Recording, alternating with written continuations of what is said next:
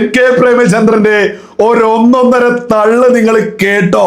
മുൻകാല ഭരണാധികാരികൾ രാജ്യത്ത് അധികാരത്തിലിരുന്ന കാലഘട്ടത്തിൽ ആഗോളതലത്തിൽ സംഘർഷങ്ങൾ ഉണ്ടാകുമ്പോൾ, ഇത്തരത്തിലുള്ള പ്രശ്നങ്ങൾ ഉണ്ടാകുമ്പോഴൊക്കെ ഇന്ത്യക്ക് കൃത്യമായ ഒരു പൊസിഷൻ ഉണ്ടായിരുന്നു, വ്യക്തമായ ഒരു പോളിസി ഉണ്ടായിരുന്നു. അത് ലോകം ശ്രദ്ധിക്കപ്പെട്ടിരുന്നു എന്നുണ്ടെങ്കിൽ സമീപകാലത്തുണ്ടാകുന്ന അന്തർദേശീയ രാഷ്ട്രീയ സംഭവവികാസങ്ങളിൽ ഇന്ത്യ കേവലം ഒരു കാഴ്ചക്കാരനായി മാത്രം മാറി നിൽക്കുന്ന ഒരു അവസ്ഥയാണ് ഉണ്ടായിട്ടുള്ളത് എന്നുള്ളത് വളരെ വളരെ വ്യക്തമാണ്. ഈ അറിവ് എവിടെ നിന്ന് കിട്ടി? കോൺഗ്രസിന്റെ വാട്സാപ്പ് യൂണിവേഴ്സിറ്റിയില് പടച്ചിറക്കുന്ന ഒന്നൊന്നര പച്ചക്കള്ളം. നയതന്ത്ര രംഗത്ത് ഇന്ത്യയുടെ മേൽക്കൈ എന്താണ്, ഇന്ത്യയുടെ മുൻകൈ എന്താണ്? ആ ഒരു മുൻകൈ പ്രവർത്തനം നടത്താനോ മേൽക്കൈ ആർജിക്കാനോ ഇന്ത്യക്ക് കഴിഞ്ഞില്ല എന്ന് മാത്രമല്ല, നമ്മുടെ അയൽ രാജ്യങ്ങളുമായി സൗഹൃദാന്തരീക്ഷത്തിൽ ഉള്ള ഒരു നയതന്ത്ര നിലപാട് മുൻകാലങ്ങളിൽ ഉണ്ടായിരുന്നു എന്നുണ്ടെങ്കിൽ അത് നമുക്ക് നഷ്ടപ്പെട്ടു. തനിക്ക് നല്ല വിഷമമുണ്ട് അല്ലേ? പിന്നെ കാര്യമില്ലാന്നുള്ളൂ. ഏറ്റവും അടുത്ത ഫ്രണ്ടാണ് അമേരിക്കയുടെ പ്രസിഡന്റ് ഡൊണാൾഡ് ട്രംപ് എന്ന് പരസ്യമായി പ്രഖ്യാപിച്ച നമ്മുടെ രാജ്യത്തിന്റെ പ്രധാനമന്ത്രി. നമ്മുടെ രാജ്യവുമായിട്ട് സൗഹൃദത്തിൽ കഴിഞ്ഞിരുന്ന ഇറാനിൽ നടക്കുന്ന കടന്നാക്രമണ യുദ്ധത്തിന് മാപ്പ് സാക്ഷിയാക്കി ഇന്ത്യ രാജ്യത്തെ മാറ്റിയിരിക്കുകയാണ്. അതുകൊണ്ട് മറ്റ് സൗഹൃദ രാജ്യങ്ങൾക്ക് പാചകവാതത്തിനും എണ്ണയ്ക്കും കിട്ടുന്ന ഇളവുകള് ഇന്ത്യക്ക് കിട്ടാതായി. അതാണ് ഇന്നത്തെ പ്രതിസന്ധിക്ക് കാരണം. ഇന്ത്യൻ പ്രധാനമന്ത്രിക്ക് എന്ത് കാര്യം ഉണ്ടായിരുന്നു ഇസ്രായേലിൽ ധൃതി പിടിച്ച് യുദ്ധത്തിന് തലേദിവസം പോകുന്നതിന് വേണ്ടിയിട്ട്? പിന്നെയും വരും പോകും. വലിയ വികാരമൊന്നും താൻ കൊള്ളണ്ട. ഇവിടെയാണ് 1971 രാഷ്ട്രീയ സംഭവവികാസങ്ങളുമായി നമ്മൾ തുലനം ചെയ്യുന്നത്. അത്തരമൊരു പശ്ചാത്തലത്തിലാണ് ശ്രീമതി ഇന്ദിരാഗാന്ധി രാജ്യത്തിന്റെ പ്രധാനമന്ത്രിയായിരുന്ന കാലഘട്ടത്തിൽ അന്നത്തെ അമേരിക്കയുടെ പ്രസിഡന്റ്, നമുക്കെല്ലാവർക്കും അറിയാം, നിക്സണും അതുപോലെ തന്നെ കിസിഞ്ചർ, അന്ന് ഇന്ത്യയെ സംബന്ധിച്ച് ഇതുപോലെ തന്നെ അപവാദപരമായിട്ടുള്ള പരാമർശങ്ങൾ നമ്മുടെ രാജ്യത്തിന്റെ പ്രധാനമന്ത്രിക്കെതിരായി രൂപപ്പെട്ടു. അറിയാമോ? അറിയില്ല, എന്നാ അറിയണം. മണ്ടന്മാരായിട്ടുള്ള മൊണ്ണകളായിട്ടുള്ള കോൺഗ്രസുകാര് കവലകളിൽ നിന്ന് സ്വയം പുളകിതരാവാൻ വേണ്ടിയിട്ടുണ്ടാക്കിയിട്ടുള്ള ഒന്നൊന്നര പച്ചക്കള്ളം, ഒരു ഉളുപ്പുമില്ലാതെ NK പ്രേമചന്ദ്രൻ അന്തി ചർച്ചയില് അങ്ങ് തള്ളി.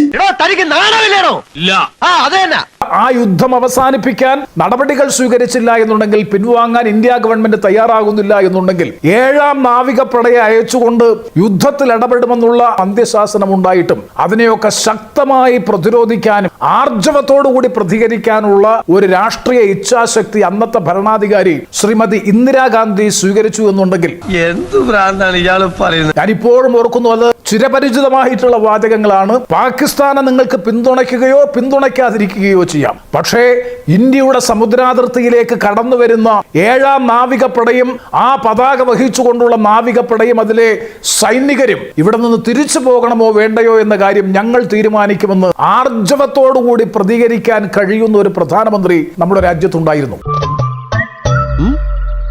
ഇതൊക്കെ ബോധവും വിവരവും വിവേകവുമുള്ള സകല ഇന്ത്യൻ പൗരന്മാർക്കും അറിയാം, ഇന്ദിരാഗാന്ധി അന്നൊരു മലയും മറച്ചിട്ടില്ല, അങ്ങോട്ട് സഹായം അഭ്യർത്ഥിച്ചതാണ് എന്നൊക്കെ.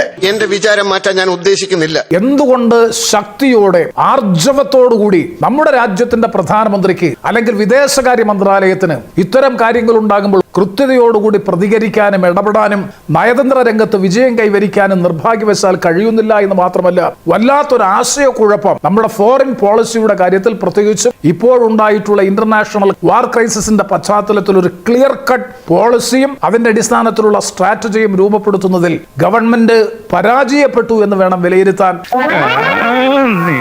ശ്രീ പ്രേമചന്ദ്രൻ ഇവിടെ പറഞ്ഞ ഒരു കാര്യമുണ്ട്. 1971 ഇന്ദിരാഗാന്ധിയും ഹെൻറി കിസിഞ്ചറും തമ്മിലുള്ള ഒരു സംഭാഷണം. സത്യത്തിൽ അതൊരു ഇന്റർനെറ്റ് ഹോക്സ് ആണ് എന്ന് ശ്രീ പ്രേമചന്ദ്രൻ മനസ്സിലാക്കേണ്ടതുണ്ട്. അങ്ങനെയല്ലല്ലോ ഞാൻ കേട്ടത്. അങ്ങനെയാണ് രേഖപ്പെടുത്തപ്പെട്ടിരിക്കുന്ന ഒരു ചരിത്രത്തിലും ഒരു ഹിസ്റ്റോറിയന്റെ ഒരു പുസ്തകത്തിലും അങ്ങനത്തെ ഒരു Hollywood style one liner Indira Gandhi പറഞ്ഞതായിട്ട് രേഖപ്പെടുത്തിയിട്ടില്ല. അതായത് നിങ്ങൾ 7th ഫ്ലൈറ്റ് വേണമെങ്കിൽ ഇവിടേക്ക് കൊണ്ടുവന്നോളൂ, പക്ഷെ തിരിച്ചു പോകണോ വേണ്ടയോ എന്ന് ഞങ്ങൾ തീരുമാനിക്കും എന്ന മട്ടിലുള്ള ഒരു സ്റ്റേറ്റ്മെന്റും ഇന്ദിരാഗാന്ധിയുടെ ഒരു സംഭാഷണത്തിലും ഉണ്ടായിട്ടില്ല. അതിന് യാതൊരു വിധത്തിലുള്ള റെക്കോർഡ്സും ഇല്ല. അത് കംപ്ലീറ്റ്ലി ഒരു ഇന്റർനെറ്റ് ഹോക്സ് ആണ്. അതുമായി ബന്ധപ്പെട്ട് പഴയ പുസ്തകങ്ങളാണെങ്കിലും ഏറ്റവും അടുത്ത കാലത്ത് 1971 ബന്ധപ്പെട്ട് ഇപ്പോൾ ശ്രീനാഥ് രാഘവന്റെ പുസ്തകം വന്നിട്ടുണ്ട്. ആ പുസ്തകത്തിലടക്കം അതിൽ ഇന്ദിരാഗാന്ധിയുടെ പ്രൈവറ്റ് മീറ്റിംഗ്സ് അടക്കം DP ധാറുമായിട്ട് PN ഹക്സറുമായിട്ടൊക്കെയുള്ള പ്രൈവറ്റ് മീറ്റിംഗ്സ് അടക്കമുള്ള കാര്യങ്ങളിലുള്ള കമ്മ്യൂണിക്കേഷൻസ് ഉൾപ്പെടുത്തിയിട്ടുണ്ട്. അതിൽ ഒരിടത്തും അങ്ങനെയുള്ള ഒരു സ്റ്റേറ്റ്മെന്റ് ഉണ്ടായിട്ടില്ല. അത് ഇതുവരെ എനിക്ക് പിടികിട്ടാത്ത കാര്യമാണ് സാർ. തനിക്ക് പിടി കിട്ടില്ലല്ലോ, യു ആർ എ ഫൂൾ. അതേപോലെ തന്നെ അമേരിക്കയുടെ സൈഡ് പറയുന്ന പുസ്തകങ്ങളുണ്ട്, ഗാരി ബേസിന്റെ പുസ്തകങ്ങളുണ്ട്. അങ്ങനെയുള്ള പുസ്തകങ്ങളിൽ പോലും ഉൾപ്പെടുത്തിയിട്ടില്ല, ഒരിടത്തും അതില്ല. അതുകൊണ്ട് വളരെ ഇൻഫോംഡ് ആയിട്ടുള്ള പ്രേമചന്ദ്രനെ പോലെയുള്ള ഒരാൾ അത് പറയുന്നത് കേൾക്കുമ്പോൾ അത് ശരിയല്ല എന്ന് പറയണം എന്ന് തോന്നി. ഇനിയെങ്കിലും മൊണ്ണകളായിട്ടുള്ള ആളുകളോട് ഇന്ദിരാഗാന്ധി അമേരിക്കയെ വിളിച്ചു ഞെട്ടിച്ചു എന്നുള്ള ആ മൊണ്ണത്തരൊക്കെ ഇനിയെങ്കിലും ഒന്ന് നിർത്തുക. നമ്മളിവിടെ മനസ്സിലാക്കേണ്ടത് ചരിത്രപരമായിട്ടുള്ള ഒരു വസ്തുതയുണ്ട്. ഇന്ദിരാഗാന്ധി ഇങ്ങനെയൊക്കെ പറഞ്ഞുവെങ്കിലും ടാസ്ക് ഫോഴ്സ് 74 എന്ന പേരിലുള്ള 7th ഫ്ലീറ്റിന്റെ ഭാഗമായിട്ടുള്ള USS എന്റർപ്രൈസ് എന്നുള്ള കപ്പൽ ബേ ഓഫ് ബംഗാളിൽ ഡിസംബർ മാസം 1971 ഇതേ റിച്ചാർഡ് നിക്സണും ഇതേ ഹെൻറി കിസിഞ്ചറും കൂടി എത്തിച്ചിരുന്നു, ഡിപ്ലോയ് ചെയ്തിരുന്നു എന്നുള്ളത് ചരിത്രപരമായിട്ടുള്ള ഒരു വസ്തുതയാണ്.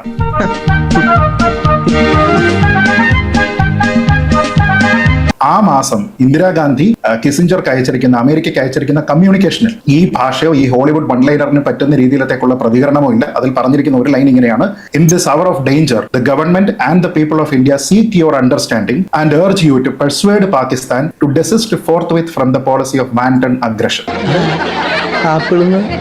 എന്ന് പറഞ്ഞിട്ട് അമേരിക്കയോട് നമ്മൾ അവരുടെ സഹായം അഭ്യർത്ഥിക്കുകയാണ് ചെയ്തത്. ഈ ടൈപ്പിലുള്ള ഹോളിവുഡ് വൺ ലൈനേഴ്സ് ഉണ്ടായിട്ടില്ല. അത് ചരിത്രപരമായി തെറ്റാണ്. അതൊരു ഇന്റർനെറ്റ് ഹോക്സ് ആണ്.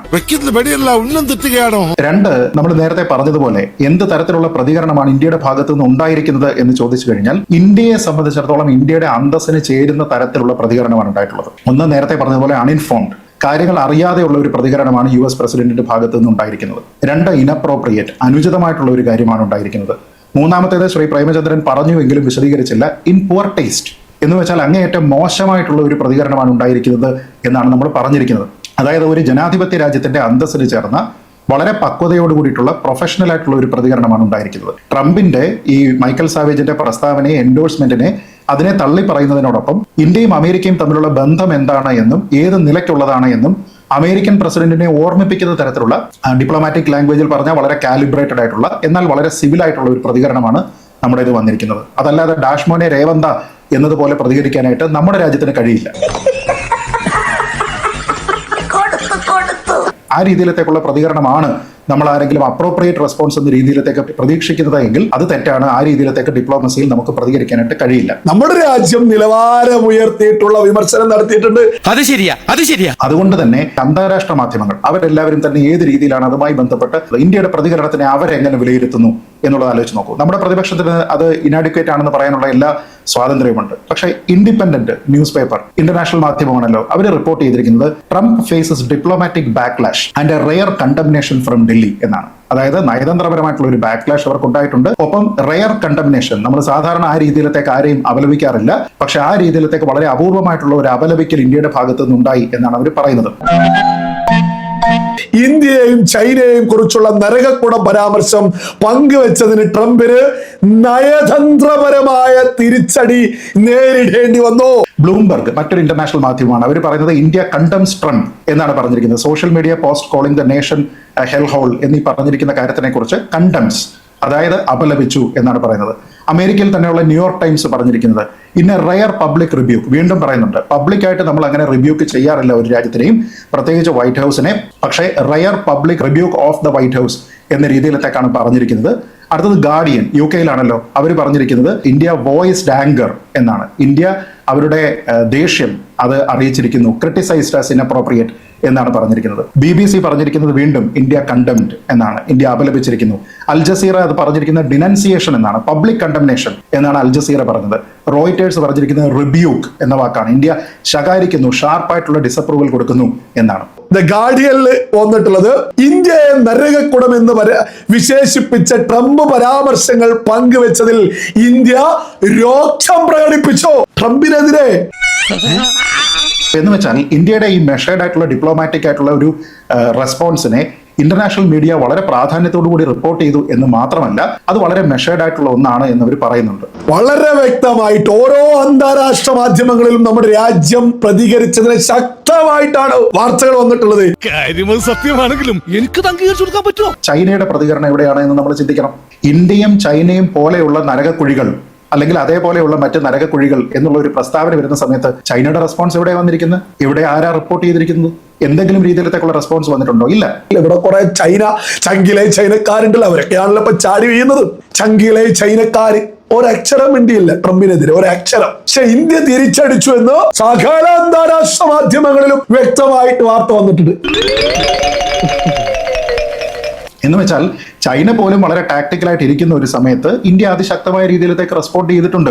അങ്ങനെ റെസ്പോണ്ട് ചെയ്തിരിക്കുന്ന ഒരു രാജ്യം എന്ന് പറയുന്നത് ഞാൻ നേരത്തെ പറഞ്ഞതുപോലെ നമ്മൾ ആനിമേറ്റഡ് ആയിട്ട് റെസ്പോണ്ട് ചെയ്യണോ, നേരത്തെ ഈ പറഞ്ഞിരിക്കുന്നത് പോലെ ഡാഷ് മോനെ രേവന്ത ടൈപ്പ് റെസ്പോൺസ് ആണോ വേണ്ടതെന്ന് ചോദിച്ചു കഴിഞ്ഞാൽ അല്ല.